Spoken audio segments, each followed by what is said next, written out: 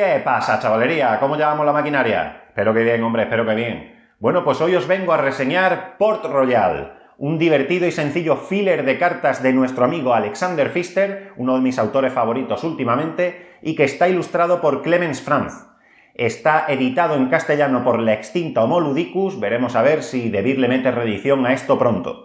Bueno, pues estamos hablando de un juego de 2 a 5 jugadores, para mayores de 8 años y con una duración aproximada de unos 30 minutos con la que estoy bastante de acuerdo. Bueno, ¿y de qué va Port Royal? Pues en Port Royal somos capitanes de una nave y tenemos que ir invirtiendo nuestras riquezas que vamos a ir obteniendo a través del saqueo de barcos pirata, etc., para la contratación de la tripulación suficiente y que nos otorgue el prestigio necesario para la realización de misiones. Estas misiones nos van a dejar más cerca de ser el campeón de Port Royal.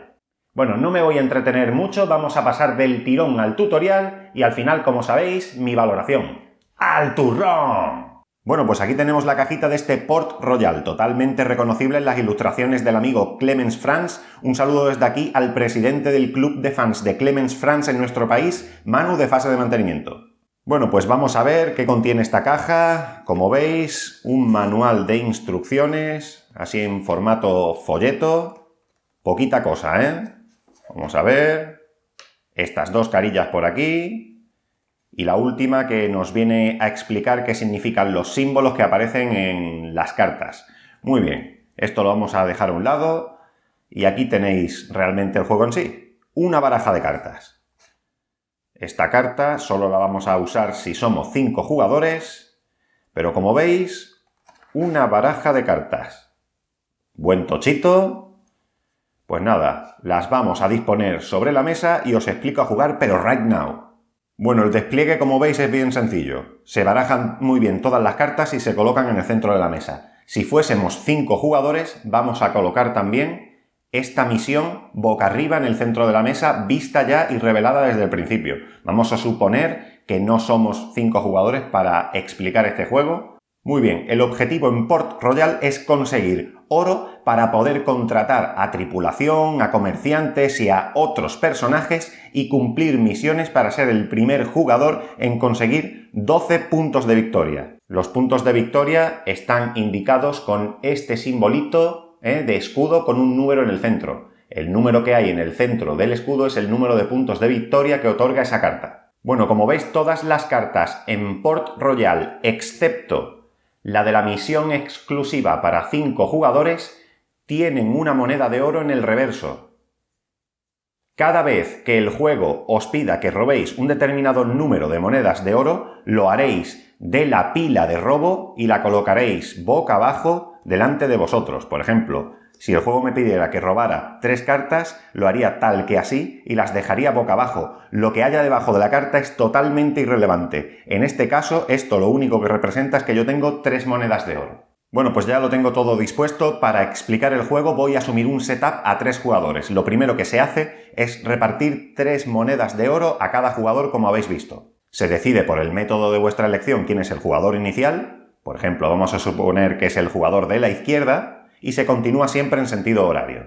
¿Qué cosas puede hacer un jugador en su turno? Pues va a ejecutar 2 fases en orden. En primer lugar, revelar. Bueno, pues es precisamente en esta fase de revelar en la que nos vamos a encontrar la componente de Push Your Luck o Exprime tu suerte, porque el jugador durante su fase de revelar va a ir extrayendo cartas del mazo de robo en lo que se conoce como puerto. ¿Y hasta cuándo sacaremos cartas? Pues bien, hasta que el jugador decida que ya no quiere sacar más cartas o cuando nos salga un segundo barco del mismo color y no podamos combatirlo, momento en el cual todas las cartas reveladas en el puerto van al descarte y el jugador pierde automáticamente su turno. Bueno, pues comienza el primer turno del primer jugador, primera fase, revelar. Va a ir sacando cartas del mazo de robo. Y fijaos, la primera que hemos obtenido es un personaje. Abajo nos indica cuál es el nombre del personaje, pirata. Este es su coste de contratación. Arriba el beneficio que otorga, 2 espadas, que ahora explicaré para lo que sirven, y el número de puntos de victoria que otorga.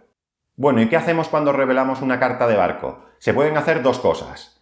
Podemos ahuyentarlo si queremos y si tenemos el número de símbolos espada que nos indica la carta de barco correspondiente. como la partida acaba de comenzar y todavía no hemos contratado ningún marinero, que son los que otorgan los símbolos de espada, no podríamos ahuyentarlo y no queda más remedio que colocarla en el puerto. Pero si, por ejemplo, supongamos que este personaje no fuese una carta revelada, sino un personaje que ya tiene nuestro jugador inicial. Este personaje otorga 2 símbolos de espada, como veis ahí arriba. Pues el jugador que revele esta carta podría decidir ahuyentar este barco porque esos 2 símbolos de espada son más que suficientes para ello. En ese caso, si decide ahuyentarlo, lo deja en la pila de descartes. Muy bien, sigamos con la asunción que teníamos y es que estamos revelando cartas. Evidentemente el jugador de mi izquierda no tiene símbolos para combatir a este filibote, así que no le queda más remedio que dejarla en el puerto. Muy bien, como os decía, el jugador de mi izquierda puede seguir sacando cartas mientras lo desee y siempre que no haya en el puerto 2 barcos del mismo color. De momento no se cumple esta condición, podría seguir sacando. Ojito, cuidado, que ya tenemos aquí otro barco y en esta ocasión de otro color diferente. Fijaos que este galeón otorga 2 monedas si decides quedártelo, que luego lo veremos. Pero para ahuyentarlo se necesitan 4 símbolos de espada. Ahí es nada. Muy bien. Seguiremos sacando cartas. Aquí tenemos otro comerciante. Seguimos sacando cartas. Una fragata roja. Ya tenemos barcos de 3 colores diferentes. Vamos a suponer que el jugador decide detenerse.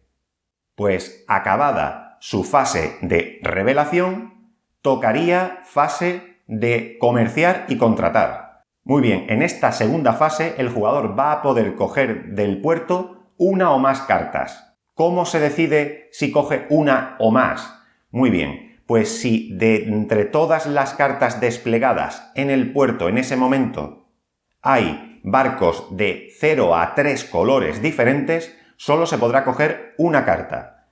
En este caso tenemos 3 barcos de colores diferentes. Por lo tanto, nos quedamos en el límite de poder coger la segunda. Nos quedamos en 1 carta. Quizás pensáis que habría sido interesante seguir sacando cartas a ver si saco un 4º barco de color diferente y así poder coger 2 cartas. Porque con barcos de 4 colores diferentes puedo coger 2 cartas. Y si tenemos en el puerto barcos de los 5 colores diferentes del juego, pues puedo coger 3 cartas, pero ya os digo que esa tarea es harto complicada.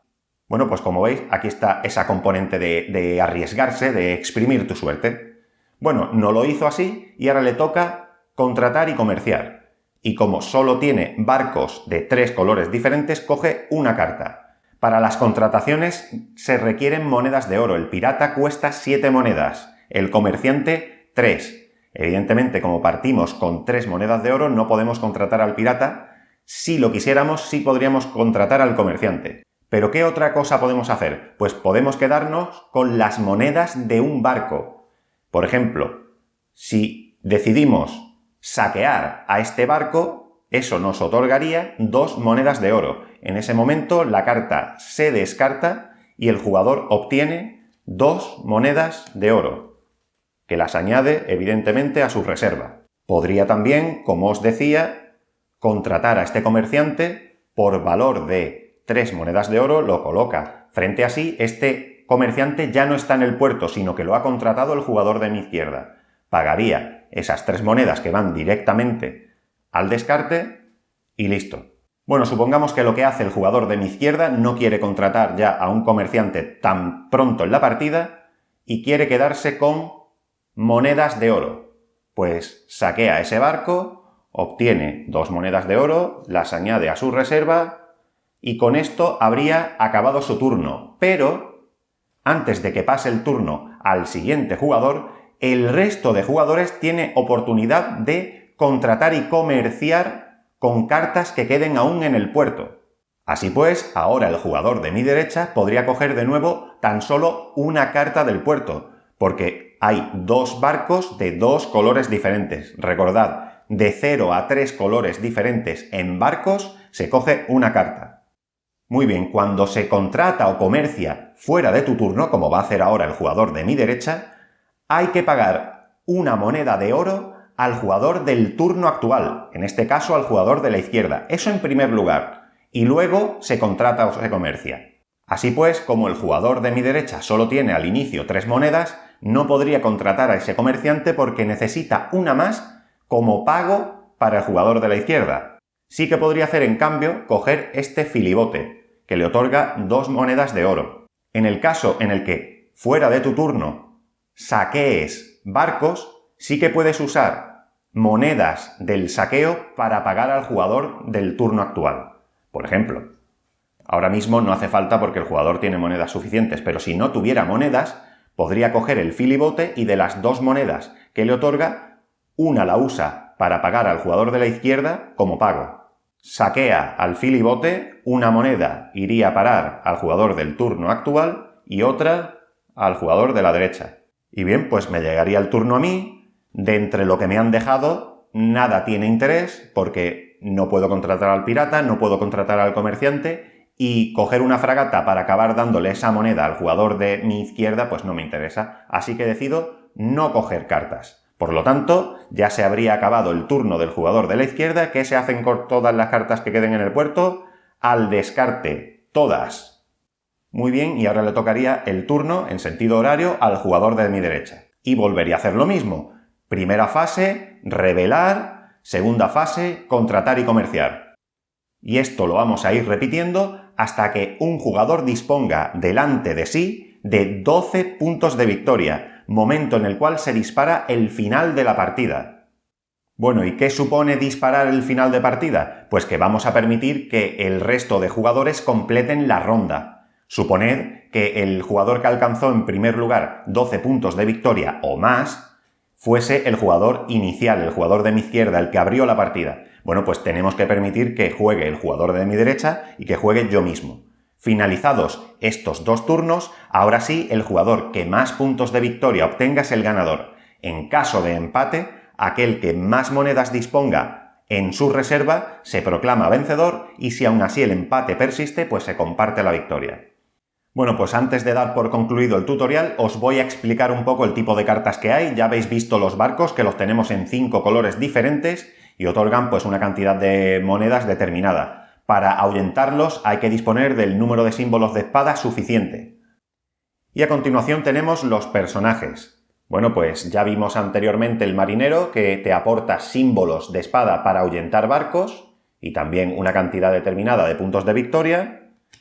Vimos también los comerciantes, que te permiten obtener una moneda más cuando saqueas barcos del color determinado indicado aquí arriba. Este es el comerciante que te permite obtener una moneda más cuando saquees a barcos negros, a galeones. Luego tenemos un tipo de personajes que nos otorgan un símbolo de cruz, un símbolo de ancla o un símbolo de casa. Básicamente el sacerdote nos otorga la cruz, el capitán el ancla y el colono la casa. También tienes al chico para todo que te otorga el ancla, la cruz o la casa, uno de ellos el que tú quieras en el momento determinado. ¿Por qué? ¿Para qué sirven estos símbolos? Bueno, pues sirven para completar misiones. Las misiones son estas cartas de aquí. Cuando estemos en la fase de revelar y revelemos una misión, la misión no va a la zona de puerto, es decir, no va a la zona de cartas que el jugador cogerá posteriormente en la fase de comercio, sino que la misión se aparta a un lado, queda revelada y disponible para su reclamación al resto de jugadores. Si en algún momento de tu turno, vamos a suponer que yo, el jugador que está aquí, tiene el número de símbolos apropiados para reclamar una misión, por ejemplo, dispongo del sacerdote que me otorga una cruz y del chico para todo que me puede otorgar una segunda cruz, podría reclamar esa misión. Me la pongo delante, como he usado a un chico para todo y a un sacerdote para realizar la misión, los pierdo y se van al descarte. Pero yo en cambio me quedo con una misión realizada que me otorga 4 jugosos puntos y del tirón 2 monedas de oro. Así que también habría de robar 2 moneditas. Eso lo haces en cualquier momento de tu turno y siempre y cuando puedas reclamar la misión, es decir, tener los símbolos apropiados. Muy bien, también tenemos las cartas de impuestos. Siempre que se revele una carta de impuestos, en lugar de dejarla sobre el puerto, se aplican sus efectos y se va al descarte. En este caso, todas las cartas de impuestos comienzan de la siguiente forma. Si un jugador dispone en su reserva de 12 monedas o más, se descartará de la mitad de ellas redondeando hacia abajo. Y luego tiene una parte que es variable, que va a otorgar una moneda al jugador o jugadores que cumplan esa condición. En este caso es el jugador que tenga menos puntos de victoria consigue una moneda. Si hubiesen varios jugadores empatados a tener menos puntos de victoria, todos y cada uno de ellos cogen una moneda de oro. Y como os decía, una vez se apliquen sus efectos, al descarte. Y listo, ya el resto de cartas que tenemos pues son personajes especiales, ¿no? Pues tenemos aquí, por ejemplo, la señorita tiene un alto coste, otorga 3 puntazos de victoria y reduce en una moneda el coste de contratación de personajes.